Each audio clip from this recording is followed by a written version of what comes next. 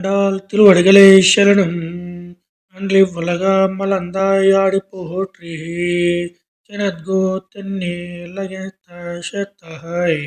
திரள் போற்றி ஓனச்சகட முதித்தாய் புகழ் போற்றி கன்றோ குனிலா வெளிந்தாய் கலல் போற்றி கன்று குடையார் வெடுத்தாய் குனை போற்றி படுகுனே கையில் வேல் போற்றி என்றும் சிவகமே ஏத்திப்பலை கொள்வான் இன்றியாம் வந்தோம் ఎలట్లేలోర్ రెంబావాయ్.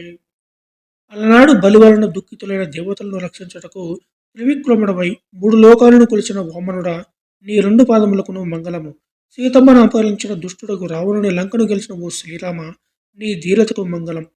బండి రూపంలో శకటాసురుడనే రాక్షసుడు నిన్ను చంప ప్రయత్నింపగా వాని కీళ్ళోటినట్లు తన నీ కీర్తి ప్రభులకును మంగళం.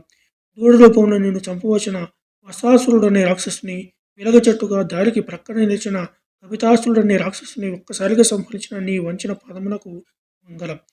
దేవేంద్రుడు రాళ్ల వర్షమును కురిపించగా గోవర్ధన గిరిని గొడుగుగా నెత్తి గోకులమును రక్షించిన నీ ఆశ్రిత రక్షణ గుణమునకు మంగళముగాక.